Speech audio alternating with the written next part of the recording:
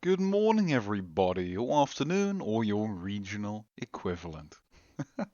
So, I got a lovely gift a few days ago of a new headset. And with a new headset comes a new mic. So, this is partly a test of the new mic, and partly just me giving an update video of, ironically, my first games. If you could come back here, GameMaker. I don't know. I thought it would be a fun little exercise. So, so I used to have a Corsair. Where is it now? Corsair Vengeance. Corsair Vengeance, which was very nice. It worked well, although the microphone very quiet. And I think the first thing you'll notice now is that I'm very loud. So I have a Void Pro, a Corsair Void Pro, and it's been working very nice.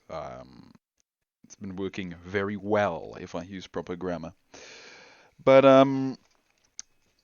yes, so it might be interesting to get the comparison between the mics. This one, I think, I don't know which one is better. Obviously, this one is louder, and so that helps. That's a pretty major increase as far as I'm concerned. And so yeah, so here is GameMaker Studio 2, which I've been for the last 2 or so years. Well, GameMaker 1 before this, and then GameMaker Studio 2 about what, sometime last year. And of course, my hard drive died, so then I had to re-get all my games. Luckily, I had most of them backed up. Well, I fully recovered the hard drive, but I had a few of them backed up anyway. So this isn't actually all the stuff I've ever worked on, but this is the ones that are primarily important. Things like Lazkon, Everfallen Empire, Wars of Chromalion, Rogue Environ. Formlord isn't here. Formlord was fun. But Formlord and Chromalion are they're not really the same project at all, but they kind of are in, they're both strategy games. Anyway, so I thought, why not just show you the sort of random guff I've gotten up to in my semi-spare time. And, ah, you know, ooh, let's put that down a bit.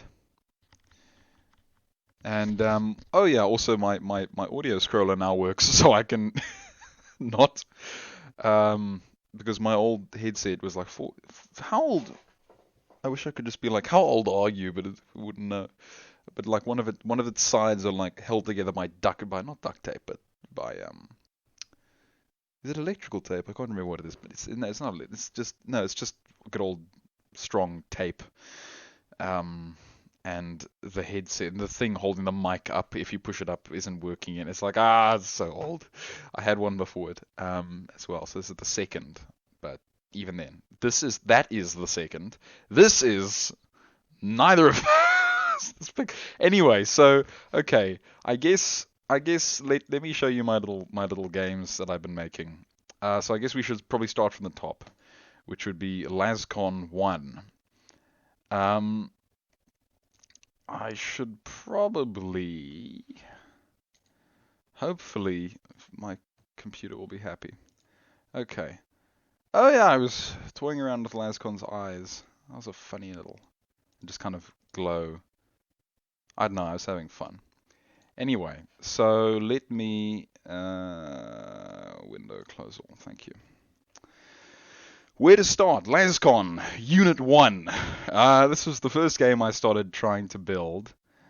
And to be honest, I still like it. I think I've redesigned it. I've rebuilt the levels about 3 times now. All of them. There aren't many. I only ever made like a few levels because it was just me figuring out stuff and having a bit of fun and trying to make like a little game and sort of involve Rob from Deluxe Gaming, if you remember him, a little bit. He did some voice acting for me, so if I play this now, you'll hear some of his voice lines. Although it's not really, the audio isn't really calibrated, and I'm using copyright music. It belongs to someone. I don't own the music, so it would be problematic. Then again, I'm not monetizing this video anyway, so it's fine. But I'll just play it anyway. But basically, it's if I go to I want rooms. I don't want initialization. I want main menu. So this is Lazkon's main menu, and amusingly, that's also my background. When my hard drive crashed, this was the only image of Lazkon I had left, so I made my background image kind of out of sentimental value. But now that I actually have my hard drive back and everything restored, it's wonderful. I can actually continue work again. It's my first, and it's my firstborn game, if that makes sense. And so it holds quite a special place in my heart because I enjoyed it. Also, so if I just hit play. YouTube, don't copyright strike me for music, please. I'm sorry. Whoever owns this music, I'm sorry. I can't remember who you are or where you are or what your name was. But it belongs to someone else. It's not mine, just so you know that. Oh, here we go. Boom, boom, boom, boom, ba-da. It's really nice. I don't know. I don't know who owns it, but someone does. Anyway, so I think, yeah.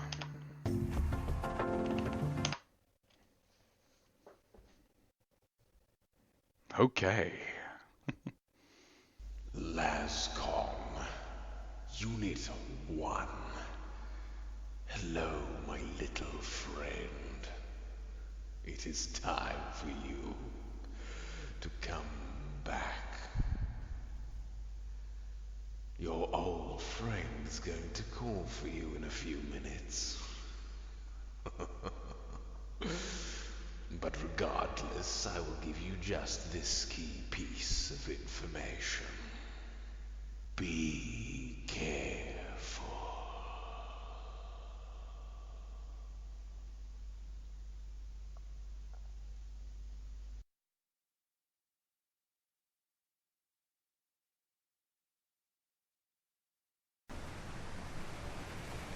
The hell? Lazkon, Unit 1. This is your... That's an interesting glitch. Give me a second here. Why is that happening? Anyway, so that was the little intro that I recorded, and then you heard a bit of Rob there. As of yet. Oh, okay, I understand. I've been rebuilding his his sprites, so they don't 100%. They're not perfect. Here's his little collision mask. It's a little bit lower than his head, so you can go through. So he's 64 pixels tall, and so I make the sorry, he's 32 by 32. He's not 64 by 60. He's 32. 32 by 32, and so I make this one. Is he 32 by 32? You know what? No, he's what am I? Okay, it doesn't matter. But no, he's 64 by 64. What am I saying? Sorry, I get confused by myself. What's the wall tile? 64. Yeah, he's 64. And so he's 2 pixels smaller than a wall tile, so you can have a wall tile, and him in the middle, and he can go through very cleanly. He can also kind of like jump a little bit in there. But anyway, I also just realized that I need to replace observation because I've been rebuilding that level and it doesn't currently exist. So let me just put that one there. So awaken, observation, ventilation, debug, introduction, main. This should now work. If I double check, I need to just double check Lazkon's this one because he's middle center. 2 from the top, that's fine, perfect. And play one more time, and we'll just skip things because you've already heard my voice, so it's fine. And I luckily already have skip functionality and everything because I can't be asked to sit through my whole game the whole time. But anyway.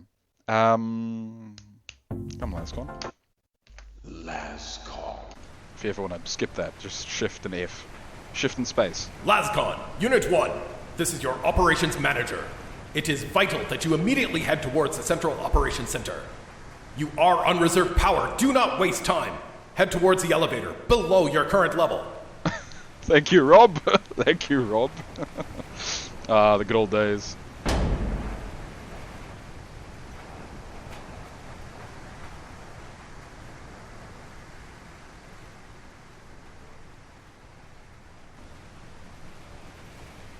Excellent, Lazkon 1. Now, note that the bridge ahead of you collapsed several years ago, as if intended to block our efforts today. My schematics are old, and I have limited vision within the old wing. However, I am aware of an exit point in the ventilation control a few levels below you. Descend and locate it. And beware of sources of H2O. Your degraded armor shell will not cope if submerged. So I'm noticing a little bit of screen tearing out. I don't know what that's from. Sorry, yeah, anyway. Also, there should have been a hidden... Anyway, so you drop down the end. So this is the first version of Observation. But it's a little bit... There's also a damaged Lazkon unit over there. Through the little area. The dunk. The dunk. The dunk. The dunk. Placeholder narration. Yes, you need to hold in place for where narration should be. Last Navy. Oh, I forgot I had this in here. I forgot I had this in here.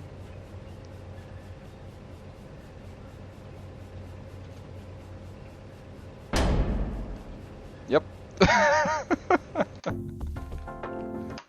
And that's Lazkon. That's Lazkon Unit 1. Hello?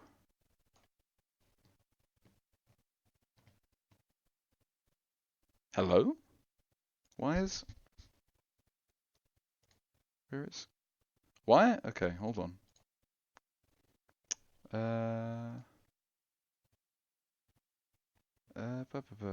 Interesting. Okay, that's very bizarre. Why?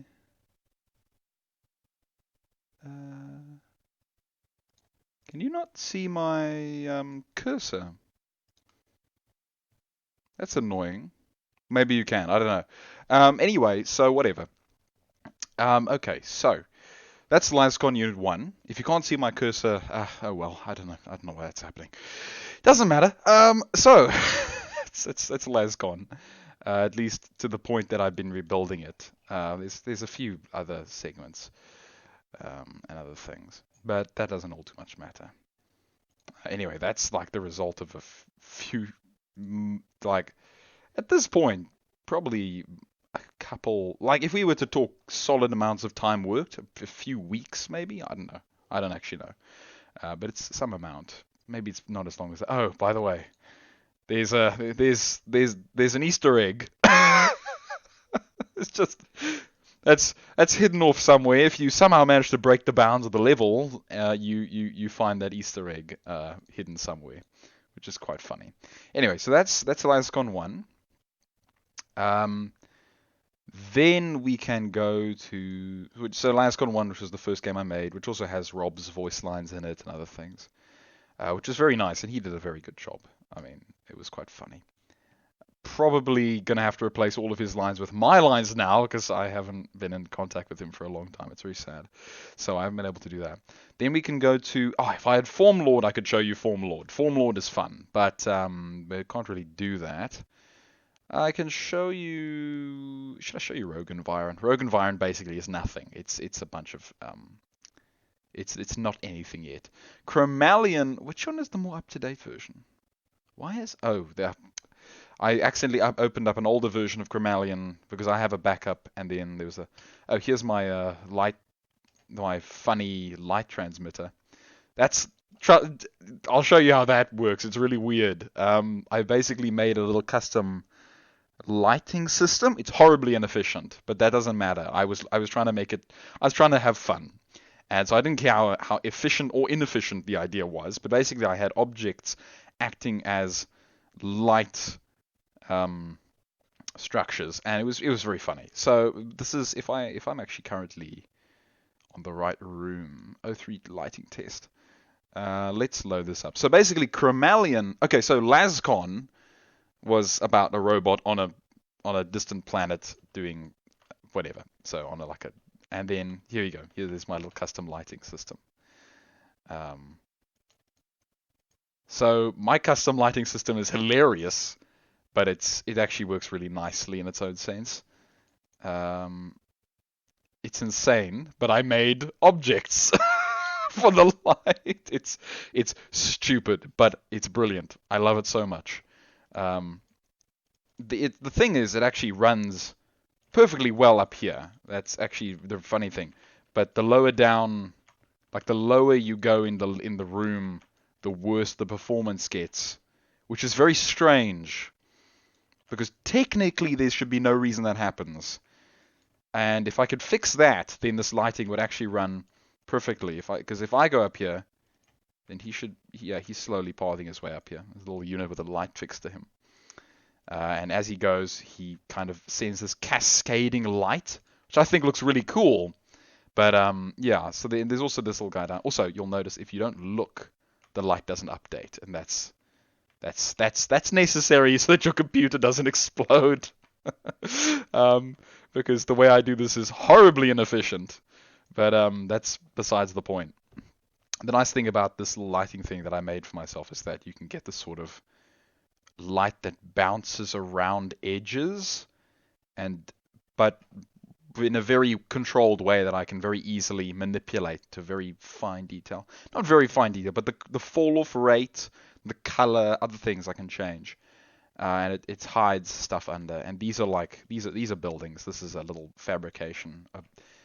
So these are light crystals. The idea of Chromalion was that basically you would have bases powered by light in this vast underground cavern system, and that the only way to have a base that ran is to have it with like a light crystal, one of these light crystals. And the light crystals, or what do I call them, chroma shards or something? Chroma shards. They would basically they would illuminate your base, and anything within a sufficient lighting, anything that receives a sufficient light power will be active and functional. And that also means you can see enemy bases. Enemy bases are, well, okay, sort of. This is kind of like a line of sight thing that I wanted to develop, but it isn't anywhere yet, and that's kind of where this whole, anyway, it doesn't matter. But like, yeah, so this is kind of funny, and there's a pathing system. This is just GameMaker 2's inbuilt grid pathing system that I use. Glad I didn't have to build one myself. But the problem is, yeah, don't worry about it. So anyway, this is one example, and then I built a few little testing maps like this one, which is quite nice. If I go test AO2, and I go there, take that there, then we should, number one, be able to see some factions. They don't do any. Oh, my life. Where did I start the drawer? Yeah, it's interesting. Like the game will, the speed of the game will drastically increase the higher north we go, which is really funny. Oh, look at this! It just goes to a halt. Oh, you can feel the updates as the game updates. I should have had a mobile light here. Anyway, so I was toying around with easily recolorable structures and things, and also the idea of these plants that you would capture, and they're bioluminescent, and that whoever owns them would project their color light onto the area, or actually they would kind of like control the ground. It was going to be like almost from StarCraft 2, the creep, kind of that same idea, but with light and with color, and like you get the color that creeps along the ground over the cavern walls, and if you're in blue territory because the ground and everything is blue, but you're moving your red units over it, and you're going to turn the area to your side slowly. And so that was kind of the idea. If I walk a guy through it, the bush turns blue. Just as this is like a little debug test, just to see, okay, can I just have the guy walk into it and have it be blue? Yeah, very simple. So that happens. Also, the neutrals can do it too. Done. Neutral. Okay. There's a little light. And similar thing with the lights is that, well, for example, here, there's not really a nice example of it anyway. Oh, well, I guess here is that you can have these walls in the way, and you get this darker lighting on this other side, but you still get light that will wrap around. It's not just hitting there and then stopping, and then the rest of this is completely dark. I wanted the light that would cascade around the place and really get everywhere and be really quite nice. Because if this is your base command center, you need to be able to have a nice visual of any approach lanes. And so, for example, there's a hidden base. Yeah, there's a little hidden base in this little tunnel system. Because what I wanted to do is I wanted to have big units, 64 by 64 units, and 32 by 32 units. which are much smaller, obviously. And they would be able to go through different sizes of cavern, and that means that you could go into a tiny micro cave system, build a micro base, go outside and fight the medium guys with their big productions that are building like 64 by 64, and you can only build 32 by 32, and basically you'd have to like scramble about the place and fight these big things that can't get at you, but you don't necessarily have the strength to fight them one-on-one.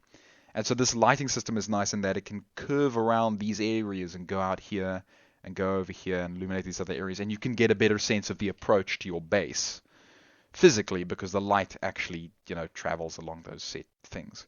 But of course, it's horribly inefficient, or at least it's horribly inefficient when I'm down there, because the moment I go up here, everything runs like super smooth, and I don't know why. I think something is failing to turn off, because I have a deactivation system that means anything I can't see gets turned off, which is why light doesn't update if I don't look at it. But for some reason, light above me, and I know light above me is being turned off because it doesn't update until I get to it. But the problem is, that doesn't seem to matter. I still get this slowdown, and until I can figure out what it is, then I've got a problem. Because look, this is nice and super smooth, and then everything else is, as you've already seen, terrible. But yeah, and there were other units and things that you can't really. Yeah, a lot of the back end stuff you just can't see yet. Unit movement, I spent so much time on that because I had to make, when I made the 64 by 64s as opposed to the 32 by 32s. Okay, the 2 by 2s as opposed to the 1 by 1s. Let's make it easy. The problem was that also, let me just there. He's hidden. Also, you can do that. You can hide things in the darkness. Or funny, it's amusing. Anyway, so the problem with big units is that if my level, let's call it geometry, because that kind of works, I guess. If it's not on a perfect 64 by 64 grid, the big units can't path through, say, even this.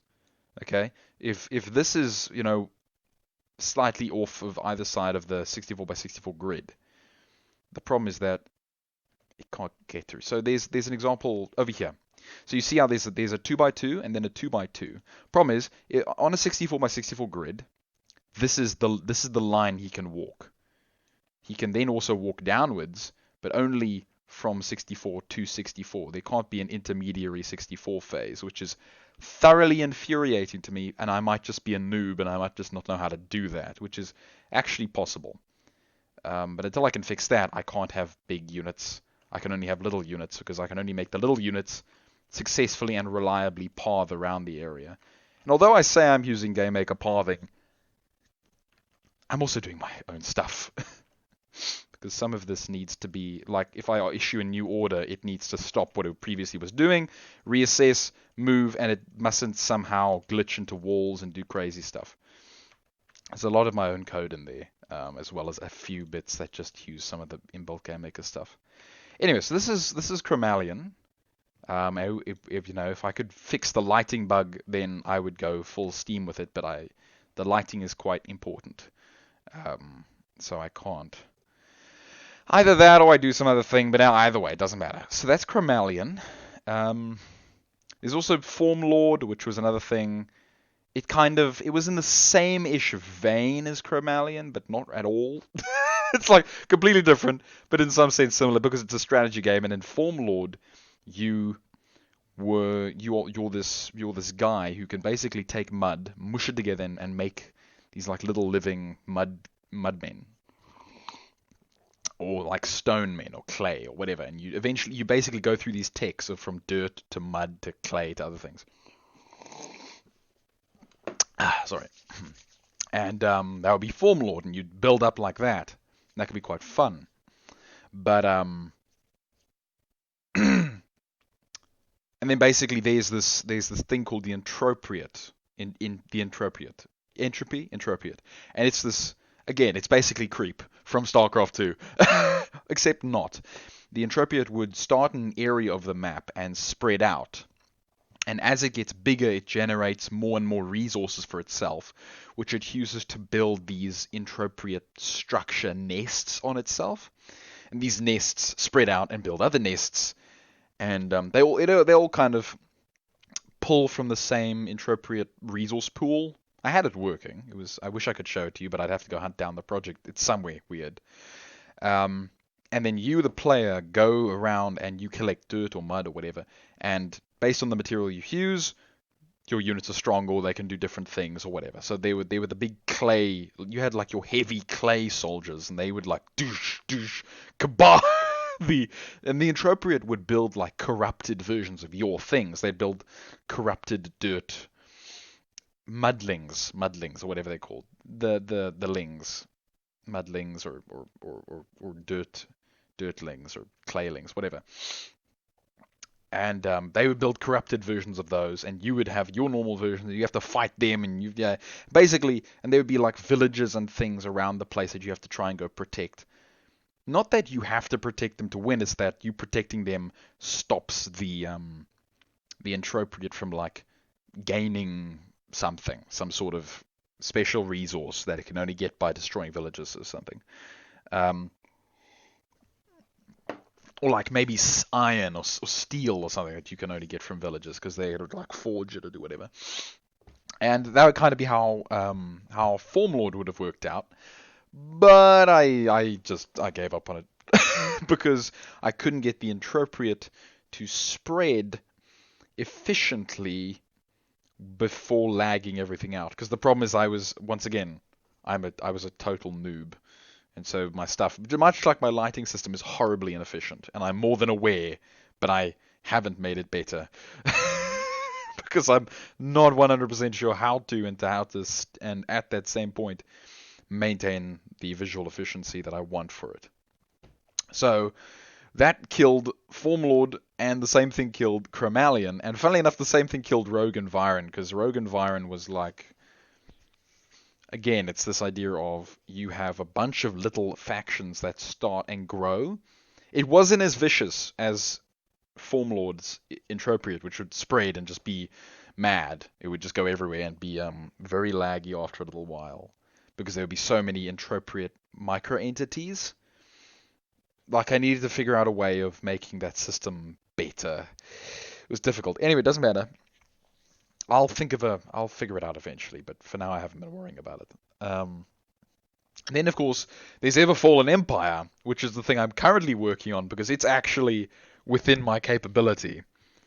And Everfallen Empire, Everfallen Empire is a strategy game. It's a what do I call it?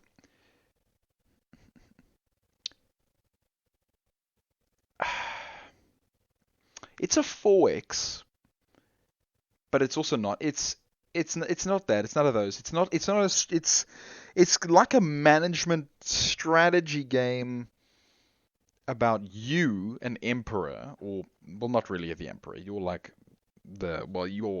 Okay. So you're the emperor, whatever. Who cares? But you're in charge of this massive empire. And it's the very last basically it's based on my Forever Cold War universe, if you're familiar with the Forever Cold War of my creation, with the Last Stand Navy and the Zorzakian Zealots and the Galaxy Center Defenders and the Rebel Battalion and all that, and the FCW. Just in general, if you're familiar with that, and you will understand kind of what I'm going for. Basically, you play as the Last Stand Navy, and you have to hold the galaxy together for a set amount of time, as everything basically crumbles and goes to hell around you. And basically, there is no enemy. Your own empire is your own worst enemy. There's nothing to defeat because everything's on your side. And it's a very interesting problem. And as time goes on, you don't get stronger, you get weaker. And so it's an interesting difficulty curve. It's more like a tactics... It's a planning game in the sense that you have turns. I could load it up, but yeah, I'll load it up. Also, I got some nice music from Rhaegar, who's in my Discord. He's cool, and he made me some music for Everfallen Empire, which is the main theme you'll hear now, and there aren't really any other themes. Everfall, it might be too loud. I don't know. And by that I mean I don't actually have an audio control option. Here, let's launch it.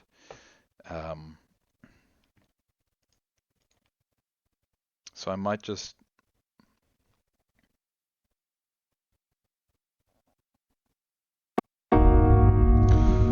Woo!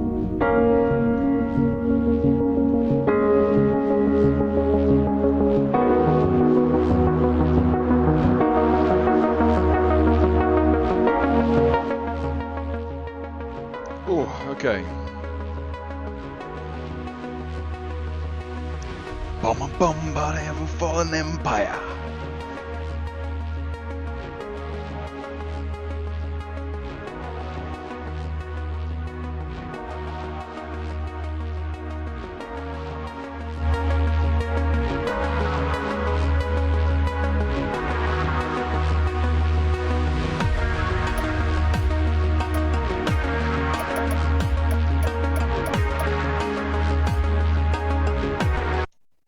Hold on a second here. There's something I need to quickly fix. Because I want to, and because you can just see how the egg gets fried. That's not what I want. I want main menu OBJs. I want new game, galaxy size control. I want you. I took. Why did I remove that code? Ah, damn it. Okay. If I want mouse button. How the hell do I use? Wait. So here's how this little thing works. If the mouse is over it, and we get mouse.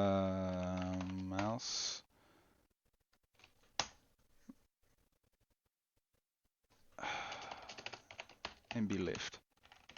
MB left. It should be MB left. I mean, it's registering, so yeah, it's MB left.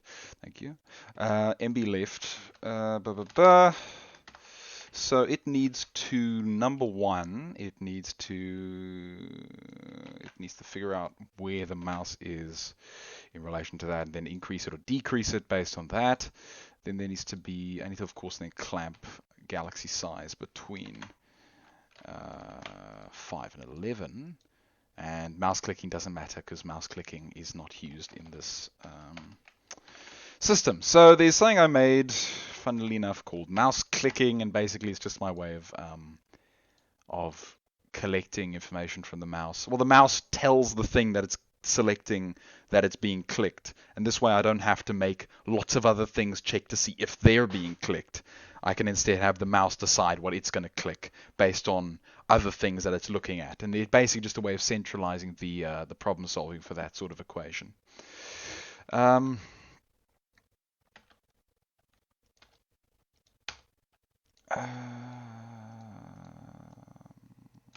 matter. This should now work. Sorry if it's too loud.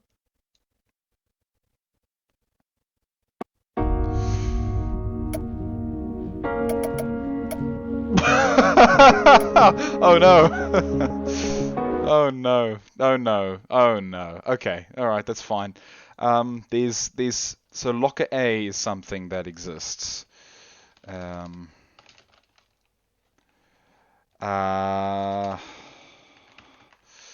So locker A is my way of effectively making sure that you can't do what just happened. And it's very, very necessary. And I disengage locker A when the player stops clicking. That way, you can see that I've been working a little bit in C# because I'm actually closing. GameMaker doesn't care if you close it with a semicolon or not, because GameMaker just doesn't care. It's great. But C# will absolutely care, because that's a little more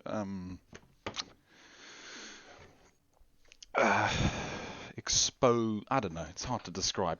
But anyway, I mean, GameMaker made their own little language. Specifically for this point, but it doesn't matter. So, I mean, I love working with GameMaker Studio 2. It's very easy to work with, very quick to iterate on. With Unity, it takes a bit of time.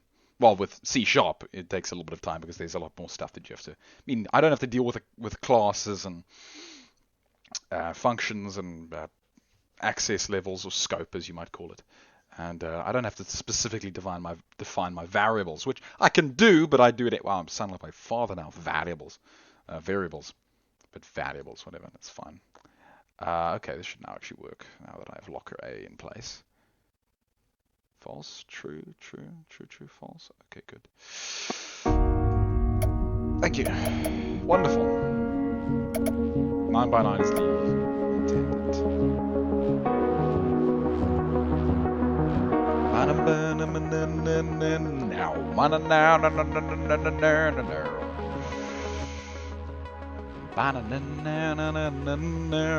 Here's the good old Subcom, and he talks you through basically the story. It doesn't matter, and then we get thrown right into it. And then so this is the basics of the area. Put down your prime locale. It's basically your heart. It's your core. You need to protect it. And I don't know if this is too loud or not. Basically, there are 81 locales, and each locale has. Just so I don't feel don't feel like I'm competing with the actual game audio. As lovely as the soundtrack is, it's great. Ooh, by the way, you can see that I've been screwing around with the size of this area because you can see a bit of the background recycling. Just ignore that for now. And it's off center. Damn it. Okay, that's because I've been doing some resolution scaling thingamajig joggers, and it's not perfect, so that's fine. I don't scale the room, I scale the view and other things, so it's fine.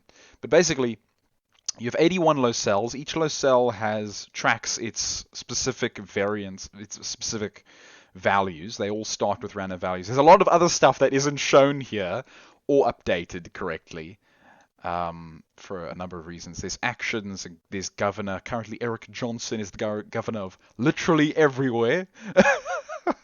Even the prime locale, even locale prime.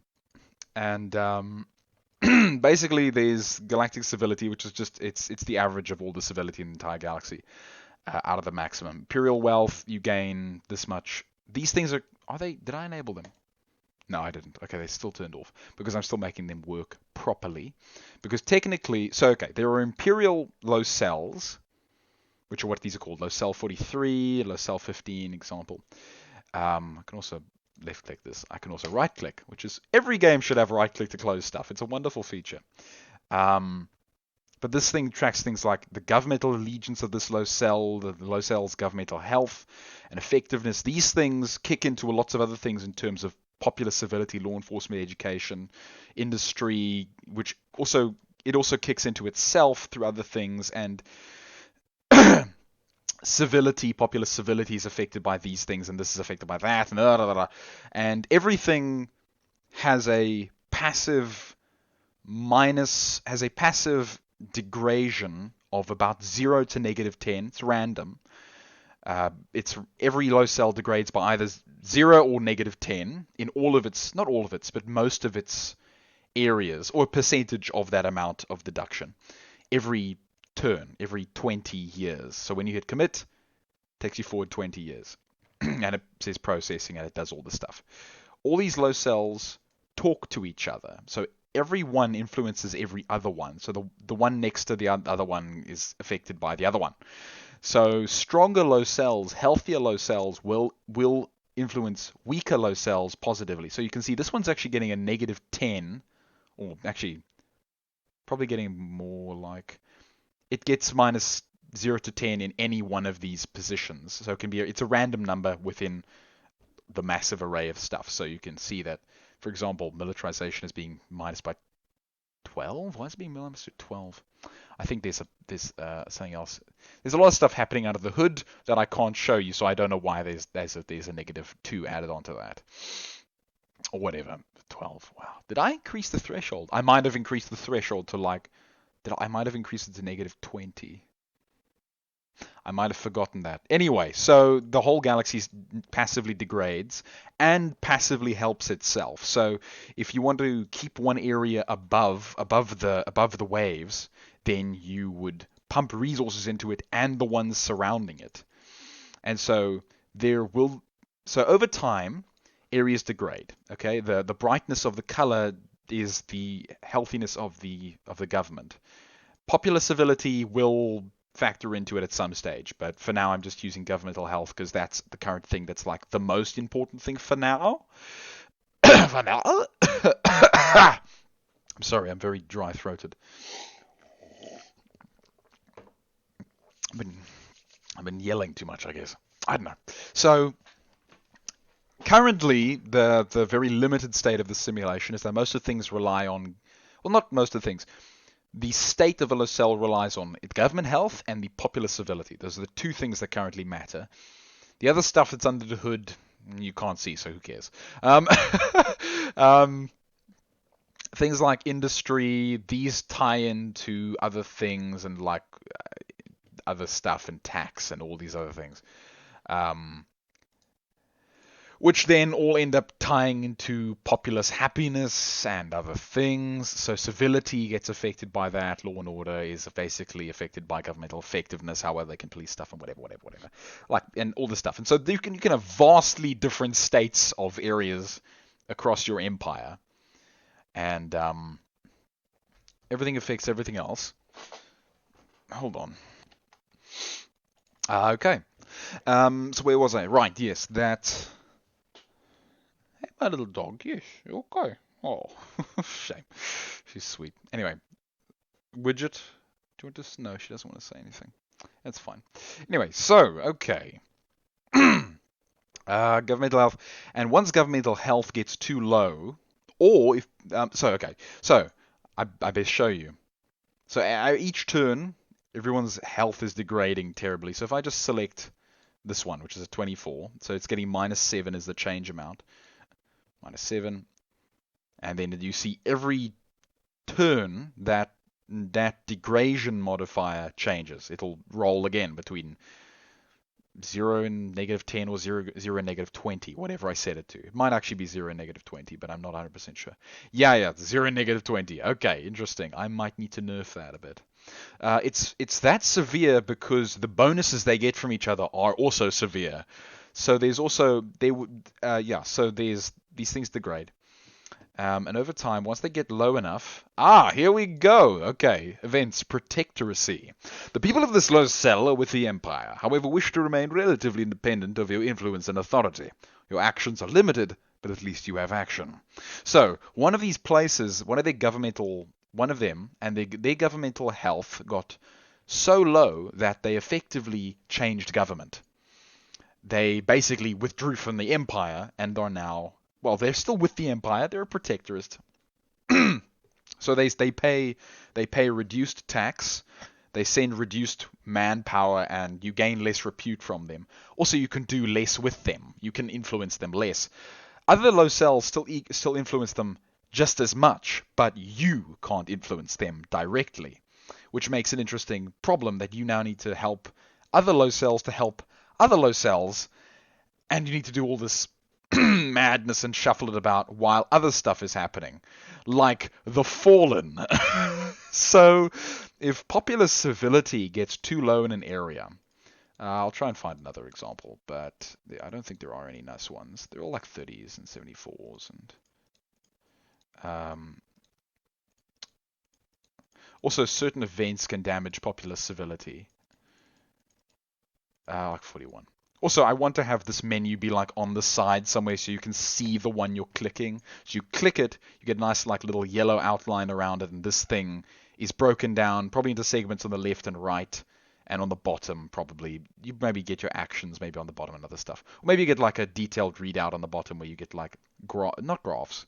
Maybe graphs, who knows, but like bars of these things displayed and whatever, and maybe on the left you get actions, on the right you get like events and things.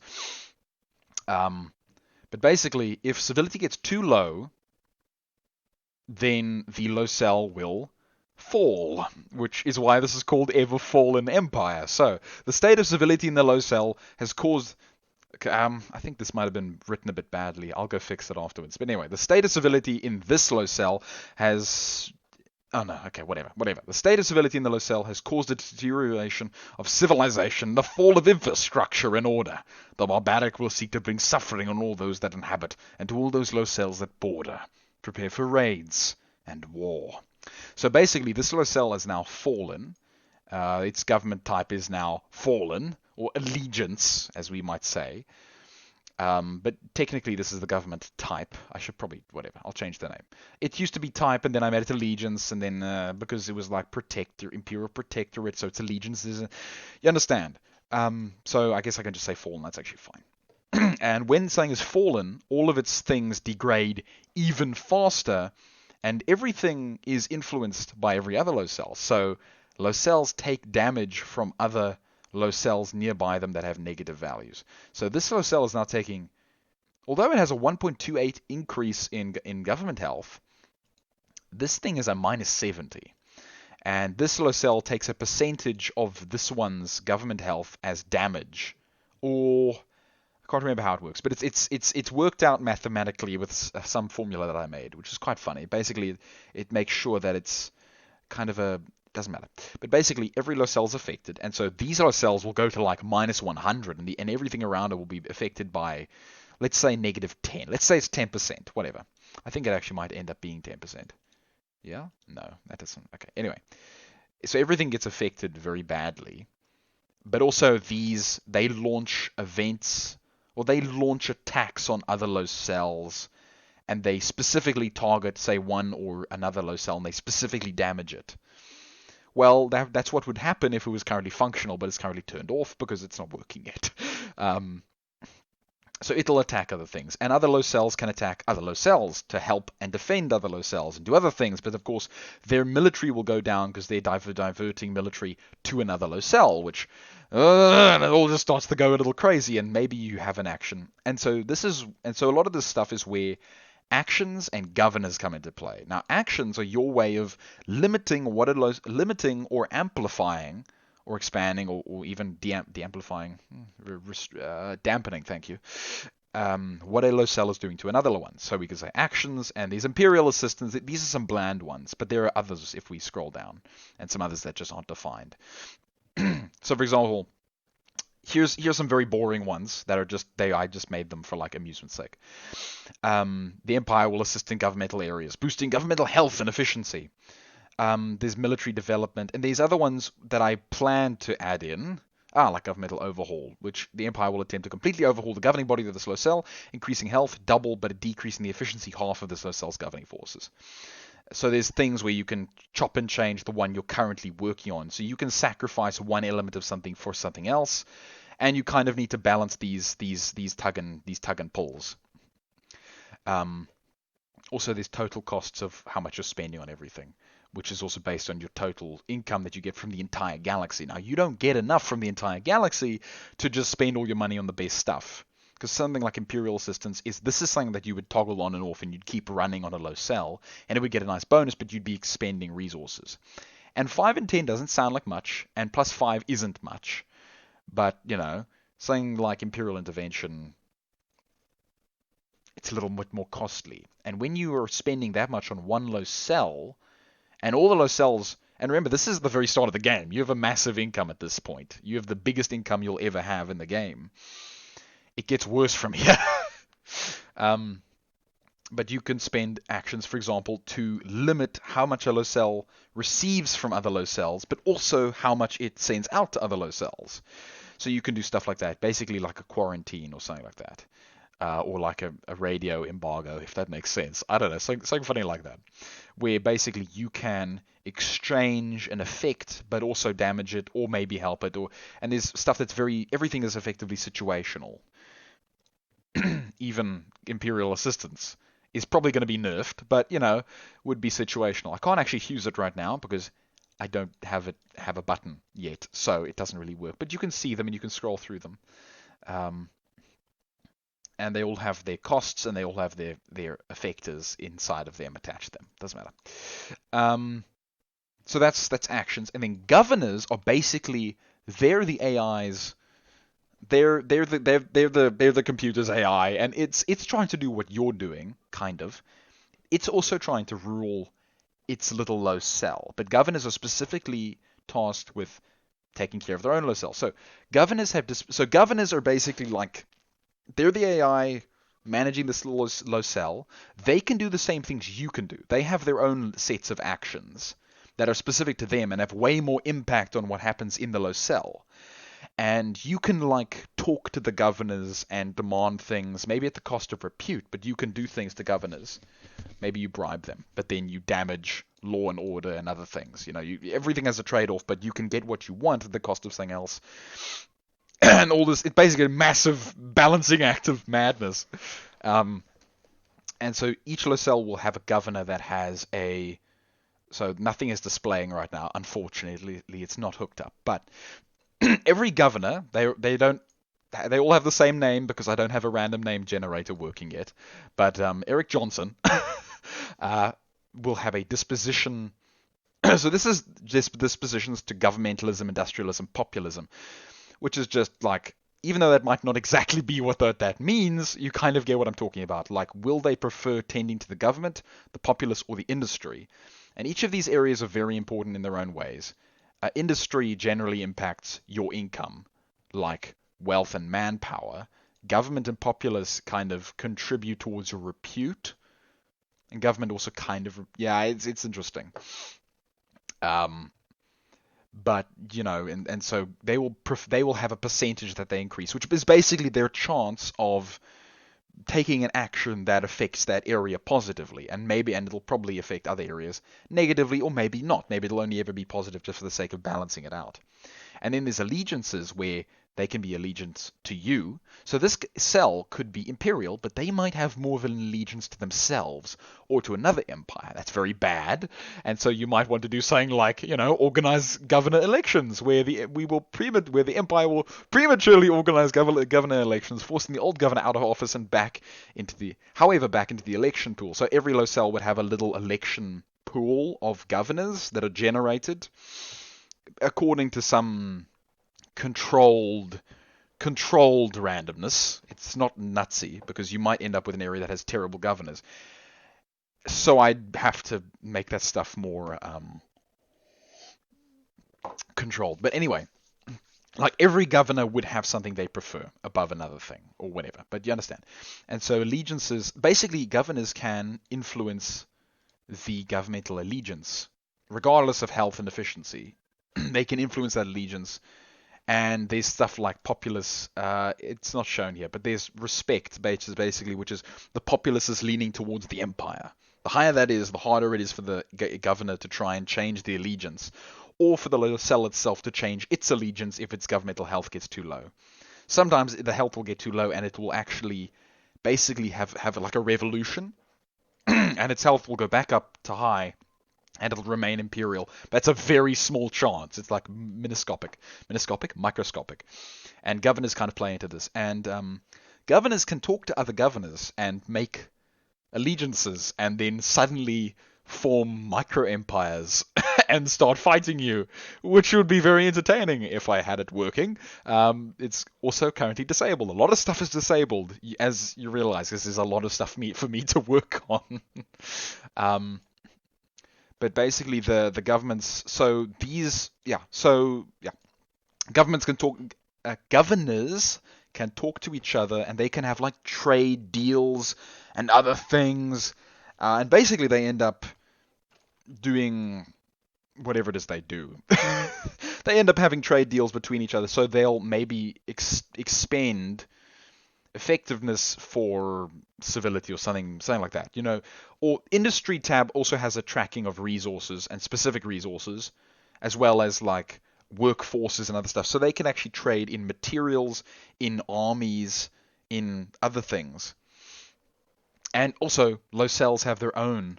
So you have your wealth, manpower, and repute, and low cells have their wealth, manpower, and repute, and they can all expend their own resources to do stuff to themselves.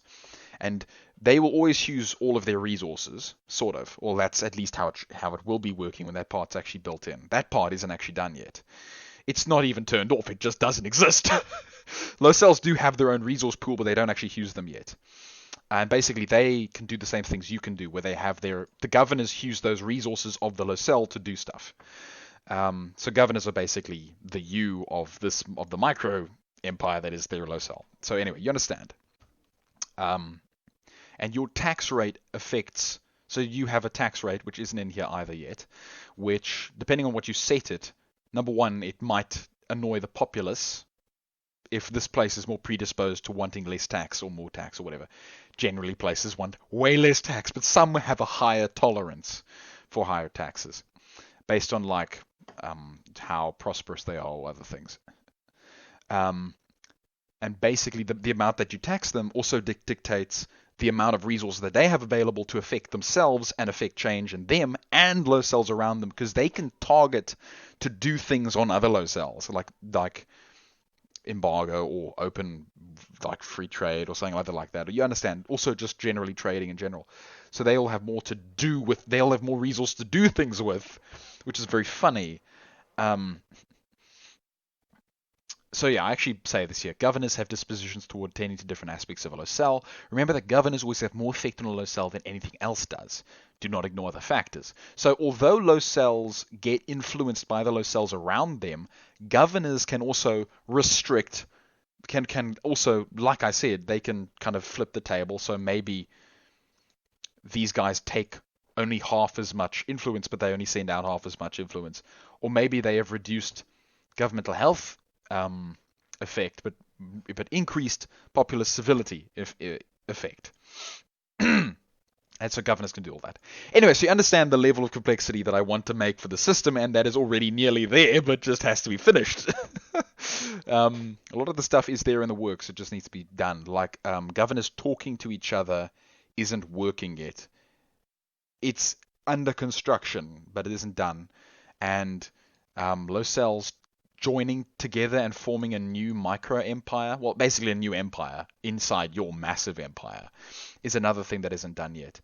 But let me show you some other things that can happen. So if I turn this on, okay, first of all, because I'm not doing anything, because I actually don't have actions enabled at all, I can't do anything, all of these low cells are kind of... Also, there would be like galactic edicts. Stellaris had a funny little edict system, which they called galactic edicts, where they could do... Not imperial edicts. Pardon me. Or just edicts, where you can basically affect the whole galaxy. This is the same thing. These are like galactic actions, where you can... Instead of going to each single one and doing something, you can be like, okay, click galactic action, da da da da da da da da da, and you just paint over the ones you want to have that action enabled. Or you just click all and it turns all of them onto that action, because you're like, yeah, why wouldn't I want to have Imperial assistance enabled? It's like, well, one day you might need to turn it off. It's a nice thing now while you have lots of resources, but one day you might need to turn it off so you can pool it all into perhaps a re-election, which would probably cost a lot more than this, or military development. So that's something. And these Imperial protectorates, like I said, they pay less tax, they do their own thing a lot more. And if we wait, good, here, an independent. So this this low cell has declared independence from the Empire. You've lost any and all control you once had. You can only hope that neighbors can influence it. So here's an example of a low cell that is completely unaffectable by your actions. You can't do any actions, and you definitely can't talk to the... Well, you can talk to the governors, but they have far less respect for you. Because you're not the emperor anymore. You're not their emperor. The governors basically become the rulers. It would probably be like renamed to ruler or something, where you can see who's in charge of this place and what they're leaning towards based on your spies. And maybe, I don't know, maybe you have like a spy thing that you can, and a spy action where you can see the resources that a low cell has. Well, non-imperial low cells, what resource non-imperial low cells have. But independents do their own thing. They're completely unaffected. They also still affect your low cells, and your low cells still affect them. But changing government allegiance is very difficult, and they'll still go off and do their own things, and they can similarly, well, I plan to, in this case, like I said a little while ago, have them be able to talk to other Locels and make small microfactions. And then they can declare war on you if they want, and then build armies with their resources that I don't show but do exist. They can build armies, which I don't show but do exist. With the militarization affects basically how predisposed this current Locel is, kind of innately, in a major sense, how it can do military stuff, how rapidly it can build and how defended it is, kind of. And then based on that, they produce units and they can attack places and do other things.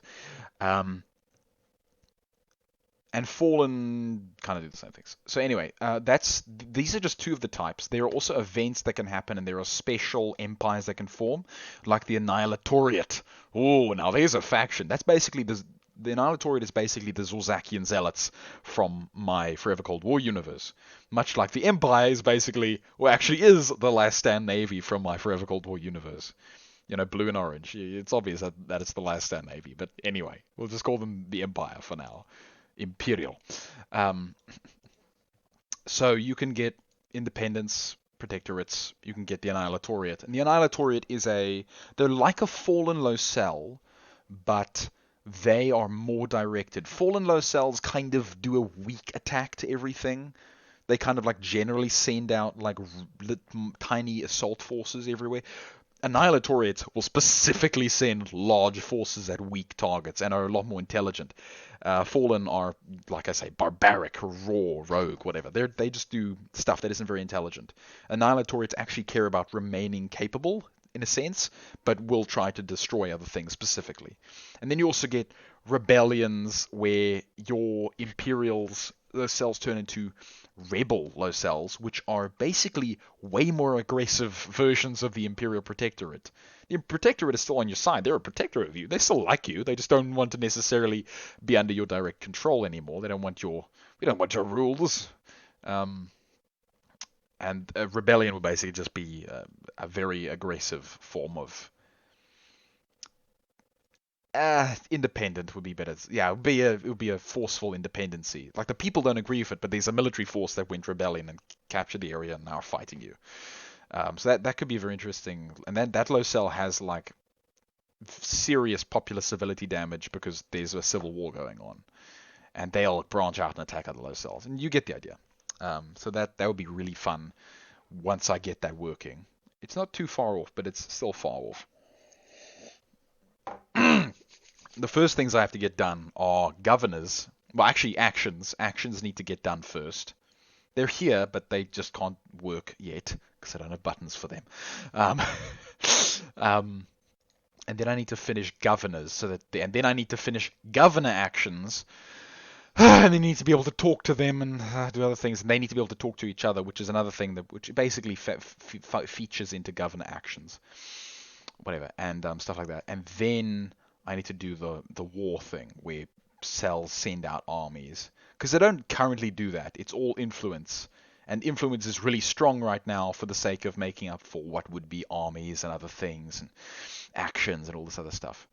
And of course, Annihilatoriates can partake specific actions to damage you. And there's also like basically an extreme version of the Independent where they are like independent dictatorship is what I called it. And there's also basically the Galaxy Center Defenders, the Rebel Battalion, the Zorzakian Zealots, the Last Stand Navy. Also the Midorians and the Starglow pitch up, but they're different. It's more like it's interesting. So if I keep going, eventually we might get an Annihilatoriate. I think... there we go. Perfect. It's a little bit broken right now. No, it's actually showing... Oh, good. Showing correctly. So, man, this Locel has corrupted the populace into a frenzied war state. They will attack all in their path and ravage the Locels they control. So it's really bad for Locels that are Annihilatoriate, and they will also rapidly attack other things. This is really bad for this guy. He's got two Fallens... He's completely flanked by Fallens, and they can't go diagonal. They can only go top and to the right, just for the sake of the calculations. Trust me. And so Annihilatoriates do this sort of stuff. Zealousy, yes, a little reference there. But Annihilatoriate, and it'll try to destroy everything else. There's also there's the independent dictatorship, which I don't know if I'll see.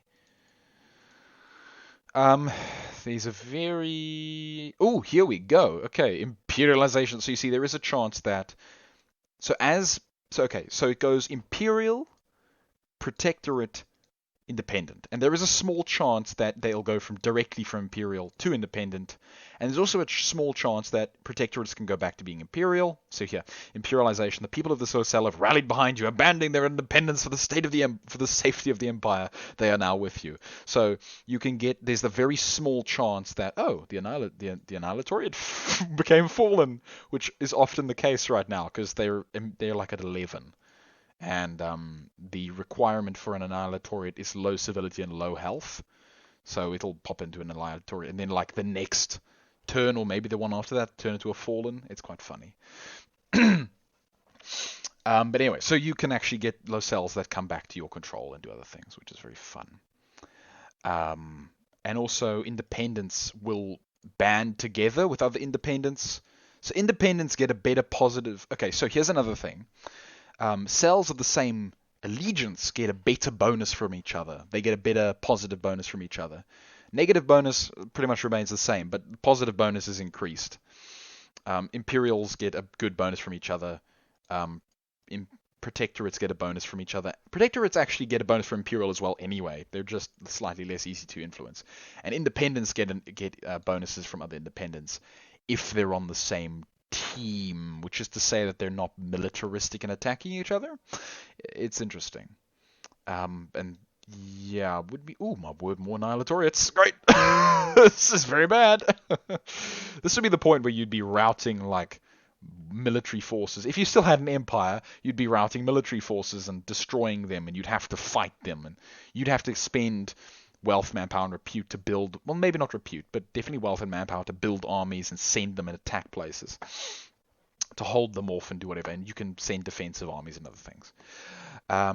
Well, you will be able to. I keep saying you can, but it's you will be able to when that is fully functional. And if I keep going, everything falls, except Locel Prime, because Locel Prime, for some reason, does not care about anything. Locel Prime is it's badass. It's supported by the Supreme Commander himself. So Locel Prime takes a lot. Currently, Locel Prime is very overpowered.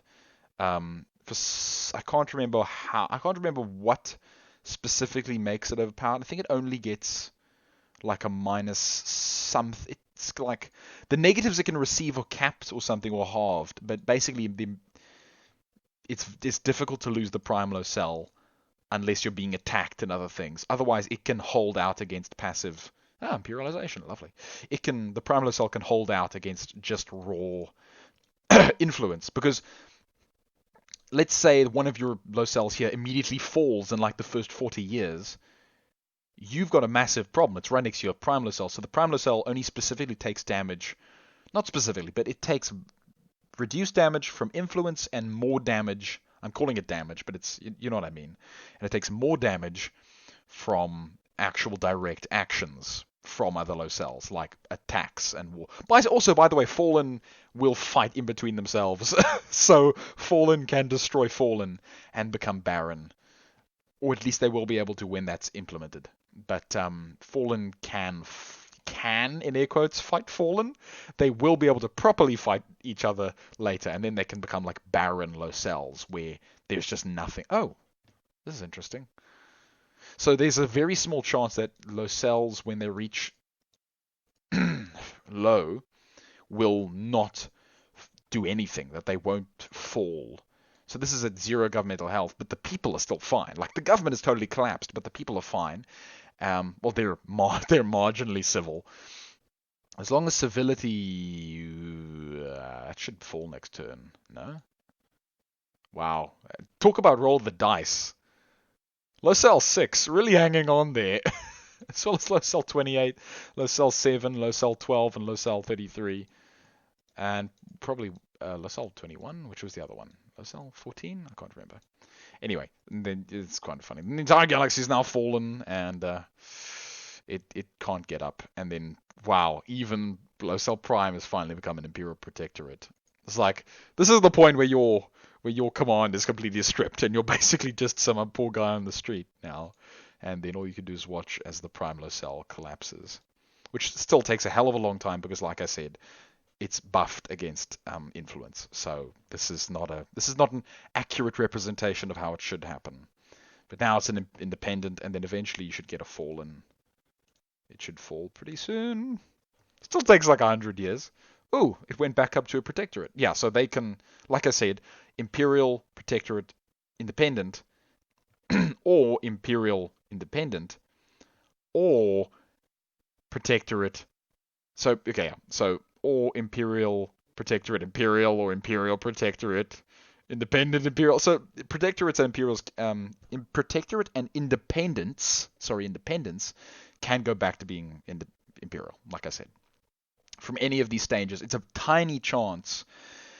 It would be more affected by the government's allegiance, by the governor's allegiance and other things and stuff. But for now, it's just a percentage chance, which is really nice. And let's keep going until we've completely fallen back to an independent.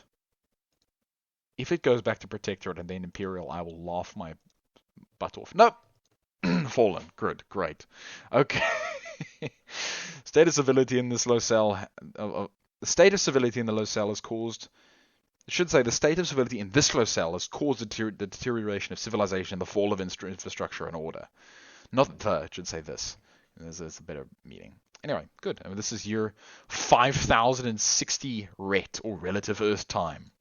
Anyway. Wow, my escape key isn't broken. But if I hit R, we regenerate. It's like nothing ever happened.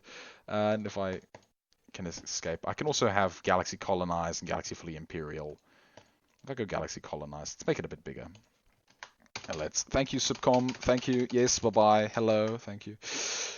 There's also the option to start the galaxy with a percentage of it already protectorate and imperial. Sorry, protectorate and independent. And by the way, you have to seed the prime locale before you can continue. You can seed it wherever you want. So I can hit R, and you can get some very funny galaxy setups like this. So let's say locale prime is over here, whatever, and then you can watch as the galaxy kind of figures itself out.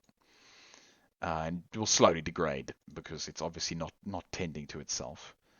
And places are going bad and bad and bad. Oh, wow, we got Annihilatoriate pretty instantly. I think Imperials can't become Annihilatoriates. I think only, if I remember, Protectorates, or is it Independence? What was this before? It doesn't matter. I'll go check. So yeah, now we have 121 locales. It's like, oh, is this locale 0? No, it's locale 1, so it's 121 locales. And yeah, first fallen by 2020, by 220. And it's very interesting. And wow, galactic civility just drops like a rock. So yeah, if you don't do anything for about 400 years, the entire galaxy will go to hell. And the moment you have a few fallen locales, everything is going to start to cascade because they yeah. Anyway, so that's Everfallen Empire. Also prevent simulation sickness. Just because it spins, and that's off-putting for some people. Anyway, so good. That's Everfallen Empire. And there you go. You've had a tour of my games that I've been working on for the last couple of years. Well, Lazkon, Everfallen Empire I've been working on this year, but I haven't been able to work on it very well. I started in January, and I worked pretty well until February, and then I had work, and then other things happened. And so it pretty much hasn't had much change throughout the year. And then every now and then I find a week and I do some work on it. But Everfallen Empire hasn't come that far, which is very sad. But when December rolls around, I'll have time and I can work more on Everfallen Empire. By the way, where am I sitting? I don't want this. I want you. Lapse games. Luke AP games. Luke AP. This is where you can track all the stuff of Everfallen Empire and how it's going. Updates, some builds, some discussion. Also have hubs here from Infinity Loop Games, which I should probably not show the restricted access area. And also, just saying, where is he? Where's the man himself? Where are you? Where is he? Where's Virgil Wall? You know the guy that makes Creep World? Where is he now? Virgil, no. Why can't I see? So Virgil's also on the server, but he's called Nutcrackle, and you see he's right next to me. Virgil Wall. That's very funny. Anyway, so that's my stuff out of the way. So yeah, until next time, everybody. And do let me know how the mic sounds. I think it's good, but I don't know. So until next time, everyone. Cheerio.